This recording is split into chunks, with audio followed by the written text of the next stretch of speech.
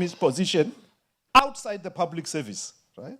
If you have been, I don't know, maybe foromani of the people who are digging on the road, right? At what level is it in the public service? So the challenge that I think the Department of Public Service and Administration has in actually articulating that issue of, for example, a senior lecturer, for example, they might say he has never even supervised one person.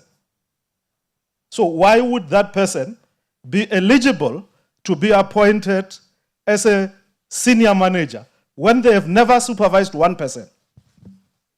Very important. So what we did, the two panelists dealt with this question. So I'll take two panelists to deal with the next question and then conclude with the last and then hand over them. Now let's talk about ethics, which is the nightmare for people. So all the things on earth are written in one rule or another. So if we take what is happening at social development currently, everything that we're dealing with them, whether it's the DG's appointment, retirement, and all those things are written. Whether it's the appointment of the chief of staff is written down. Now, 31 years later, and I'm asking you, Commissioner and Principal, to deal with this question. 31 years later, we are battling about the same thing, merely to be told that when you appoint a chief of staff must have this. Then that becomes a drawn-out conflict in government. Because we are not fighting because there are no rules. We are fighting because there are rules. Hear me out. It would be one thing if we're fighting because there are no rules. We are fighting because there are rules. Sometimes I ask myself, if I were to propose, I'll say, let there be no rules, so that we can have peace, all of us, and work well together in the absence of rules. Commissioner and then Principal on this one. And then I'll ask the last one to the two of you. Yeah. Yeah, I understand the mics are working now. You are correct, facilitator, that there are rules. And that's why we as the Public Service Commission are making emphasis on those constitutional values and principles that are underpinned in the Constitution. What we are saying as the Public Service Commission is that both executive authorities and HODs must make sure that they institutionalize these constitutional values and principles, but that we, as a country, all of us, as part of our contribution, we must make sure that we internalize these constitutional values and principles so that we actually live as per expectations of these constitutional values and principles. And in the main, you are correct that we are actually dealing with this kind of cases where there are actually non-compliances in terms of appointments, and we are actually adjudicating over them. In many instances, you find that both the executives and senior managers have actually transcended same regulations. And in the main, regulations are there, but it's actually an issues about personalities of individuals that are actually contravening these rules that are there. And we are actually advocating that we must actually internalize them, institutionalize these constitutional values and principles, and live up to them. Thank you. Thanks. To add on what Commissioner is saying, what we do as the National School of Government is try and emphasize this in all the programs. So these are embedded, the constitutional values and principles, so that everyone is on the same par, the understanding. When it comes to ethics as well, ethics are things that we are first taught at home. So it's something that are the values that you are taught at home. But we come from different families, so we will not have the same standard in certain things. So the public service then has a code of conduct, then we have the ethics that we subscribe to as well. So when we teach, because ethics are not taught, by the way, is something that you must live. But we're trying, as we're teaching the ethics, is try to make sure that we all have the common understanding of what we mean when we're saying this is an ethical conduct. So from there, it is easier for the commissioners as they look at different cases to then respond, because people have been capacitated, they all have the same knowledge, they understand what government means when it says this is an ethical conduct. You know, so this is what we do. It's not easy. People then decide, having the right knowledge, decide to do the wrong thing. We cannot help that. This is a personal choice. But what we're trying to do is that all public servants understand what government stands for. We're here to serve the public. And we're using their money, and we need to use it in a responsible manner. Hence the constitutional values that says how we need to behave as the public service. What are the things we need to do? We need to ensure fairness and so on. So that's where we operate from. Thanks. Okay, thank you, Principal. Let me acknowledge Professor Mandla Makanya, the former principal of the University of the Land, and now Commissioner at the Public Service Commission. Just my last question now on to the last two panelists. Let's talk about students. So I went to VES when I wanted to do my PhD, and I said, no, this is my topic and everything. And one professor overheard the topic and said, oh, have you ever met a minister in your lifetime? I said, of course, yes, many. I've reported to 9 ministers in my life directly. So the point is, students want to research in public administration related topics. But the professors warn them that unless you have an uncle who is likely to be a councillor in the next elections, don't even touch a topic that involves interviewing councillors. Because you are unlikely to find one. And you are unlikely to graduate because you want a big topic. So what then happens, young people have to interview friends. You take a small topic so that you can quickly just get in the playground, interview friends, and get it done. The net effect of that is that the outcome of research is not used by anyone. People have passed, but no one is consuming that research. So, and departments are called by young people, asking for interviews. So out of 365 days, a DG can set an hour for an interview by a student in a knowledge creation space. So 365 days, you know how many hours a day. So you can't set 1 hour. You just don't have time to pay attention to this. Now, in this partnership that we're forging, how do we deal with that? Because we can't say we're breaking the boundary between practice and theory and leave the students behind. In fact, they must be integral. So the two speakers must propose very specific things that we can do. You are coordinating the governance cluster helping DG Bukela.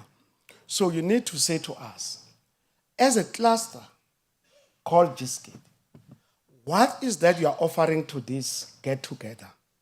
Where you say, on our side as government, we are going to do this so that students who are being encouraged by all of us are to do this work, are able to access high-quality data, high-quality information to speak to the right people so that it's not just about graduates. And then as part of that, how do you see DPME leading the consumption of that knowledge? Because I know that in the department, we also had many people graduating, but even I as DG never ask anyone what was your research on, except saying congratulations. So you will deal with that.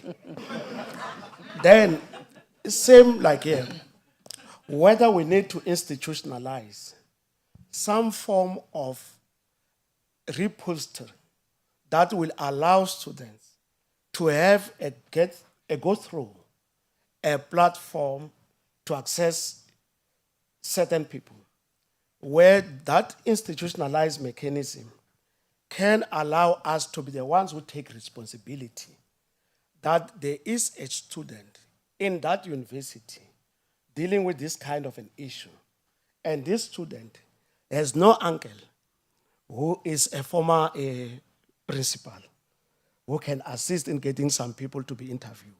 How do we then institutionalize that, build that capacity so that we help students and make it easy for students to access information and also to access people who are very busy that they can't set up 45 minutes in 365 days. Start, Didi. Yeah, And then thanks. you also I think it goes back to the issue of ethics. Because one, you need to understand the importance of body of knowledge, that the student has spent some time researching on a topic, on a paper, and obviously there are recommendations from that research. Because for me, it's something that has been bothering, because except even the research, you'll find that there's a lot of evaluations that have been conducted, a lot of studies. Recently, there's a study that the president had commissioned in terms of the interface and all that. But the question that you ask yourself, do we have anyone who can take this research and implement it? I think it is a problem. But I think we need to do something about it, colleagues. And I know that I had an engagement with my supervisor. He just finished Prof. Makanye at University of South Africa. And I was interested on his topic because he just finished his PhD. And I found out that he was researching on something that is very critical for government, which is more development-oriented, issues of gas and all that. And I said to him, just share your PhD. It's a very interesting. And I had to share that with the president, Abu Rudi. I shared there's a social aspect because he was researching about the integrated, because between of your social, your issues of gas and other. And I shared with Department of Agriculture and said, this is the research paper. It's a very interesting. Can you read, can you look at it? And I remember Rudy sent a message to say, I have skimmed 60 pages of this research and I've discovered that this doctor has researched on something that we are busy with currently. So I'm going to make a follow-up and have a discussion. So what I'm trying to say, I think is very, very important. But I know that in government, we are very, very busy, but I think you need to make time. That's very important. And I know that from time to time, we do get requests from UJ and other institutions. As soon as I get that, you send it to corporate, you send to the capacity, whatever they are here, because they are driving their capacity. And I have to make sure that whoever who has made a request, that person get assisted, colleagues. We can't be in the institution where people are frustrated, they want to research, and we are not giving them an opportunity. We just need to make sure that we have systems and processes to say, as you get this request, what do we do about it? And there must be a follow-up so that people must see value, I think, from the government that we are leading. I think it's about the issues of ethics and making time. You know that we're busy, but it's about how do you plan your time. 30 minutes is not the longest time just to sit with somebody and share, and we have done it before. I think we need to make sure that even other colleagues, they just need to do that, because you get lots of doctors, but you ask yourself, who's reading their research papers? And it is a problem. I think we need to deal with it. Thanks. Thank you, moderator. Fortunately, we have DG of DPSA in the room. And for the sector, it's easy because the minute DG coughs, then we follow as the sector. So I think it's important for maybe DPSA to issue a circular directive to encourage managers to make time. I agree with you. And we can only do that if we get DPSA to use its influence. And I agree with my colleague there that it's about your own internal processes. In our case at SPCTA, we do have a process whereby when you receive a request, it goes to corporate services. There are forms that you complete as to how are you gonna, what information do you need and how are you gonna do it from an ethics point of view. And we do allow you to conduct the research. For example, last week, Friday, I had a meeting with a colleague from the Walter Sisulu University. We agreed that we're gonna have a research colloquium sometime in December where public administration students, they come and do their presentations to PCTA. We are more interested in what is it that we can pick up as a CETA. There might be conducting research that is relevant to us. They might be conducting research that can assist us as a SETA to conduct further research on the research topic. So already I think it's a good start for us, because that's why we started, and we're starting at WUSU. Seeing that we've got colleagues from the universities in the room, please invite us. We would like to engage with students at SETAs. And what we are also trying to do is to influence the research that our bursary recipients are conducting. We want to make sure that the PSETA bursary recipients conduct research that will be beneficial to PSETA, not just for them to get a qualification. So we want to make sure that there is impact. And over and above this, we are in the process of setting up a research repository in partnership with the University of Johannesburg. That project is led by Prof. Busani. Exactly what we are talking about here. The work that we do in the research space is fragmented. We want to make sure that there is a central repository for all our researchers, and I think this is the right platform for us then to influence or to encourage SAAPAM members to utilize that research repository. Because if we don't centralize the research that we're doing, we will not make an impact. It's about time we collaborate and stop competing. Thank you. Okay, DG Vukela, I will come back to you because you are the chair of the cluster. So you will be the owner of all these things as to where to from the government point of view. But let me say, I will force Prof. Ricky, please kickstart on the other side. It's not a very democratic process, so I'll look for, and then Ms. Mabunda, you will follow there. Yeah, I will just pick on you, whatever you want to say as the issues that are burning.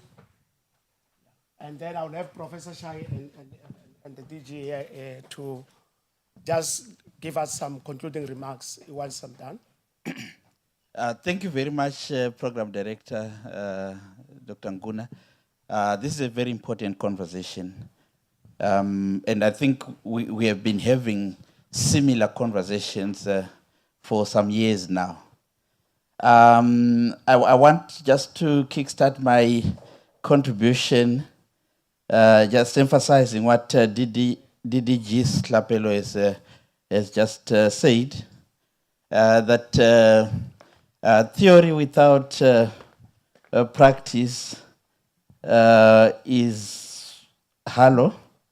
In other words, empty.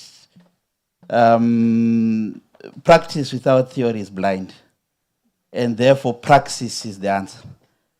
I'm just restating what we have all been saying here. I think DG Vukela has spoken about, I mean, everyone agrees that there must be this, exchange between those that are engaged in academia and those that are practicing at different level. I wanted to find out the possibility, DG Nkuna, of a revolving door. We have been talking about this. What does it take, for example, for me as an associate professor at Tshwane University of Technology, to go and be in shadow, maybe a DG or a DDG in government, and for 6 months, and see what is it that a DDG or a DG does on a daily basis, and how do I then make my curriculum or the curriculum that I teach my senior students, masters and doctoral students, how do I fuse that into the curriculum?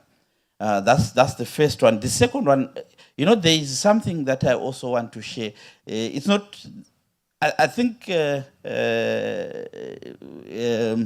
CEO has said something very important. We are fragmented. There are good things that are happening. I'll tell you, in Limpopo, we work very well with the research department in the office of the Premier. Now, what we do, which I think should be something that can be replicated by different departments and different provinces, is that the Limpopo provincial government has a research agenda. And what they do is when they revise their research agenda, they come and do presentations to our university. And when they do that research presentation of that research agenda, they then influence us in some way, and our students, to look at some of the things that are key in that research agenda. And I'm very sure departments do have research agendas. What does it take for you to come and do presentations at the beginning of the year? When we get a new cohort of masters and doctoral students, you just come, you tell us these are your priorities. And we can then influence our students to say, why don't you look at this? So that we don't have people engaging in research for the sake of research. Because research is supposed to address societal problems. And there must be that connection between what our students research and what government is grappling with as problems. We can't have one going in one direction and the other going in the other direction. Let me end here, DG. I have other things to say, but I think for now, let me end here. Thank you. So you get it, DDG Gugu, that government has a 5-year plan, the medium-term development plan. Has academia sat down to look at the MTDP, identify different parts of the MTDP, which is very comprehensive. I'm not saying because, but merely for the reason that it is comprehensive.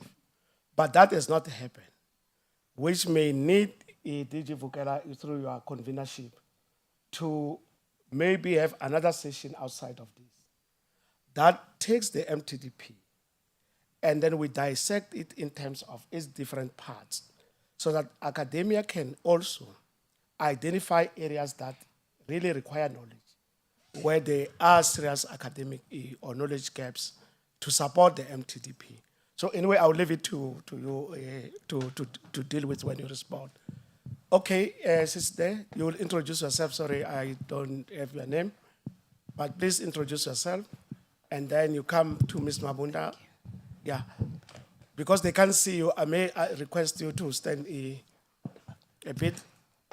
Good afternoon, everyone. My name is Elekanyani Ntangeni. I am a student from UNISA. I'm doing my PhD. The DG DPSA. I am happy that we are having this conversation because recently there seemed to be a misalignment when it comes to the previous speaker indicated that if one is coming outside government with an experience of supervising from wherever, how do we measure experience in the public sector? Because we have people in the public sector who are in different positions. I'll give you a level 8 who supervise admin of level 4, level 3.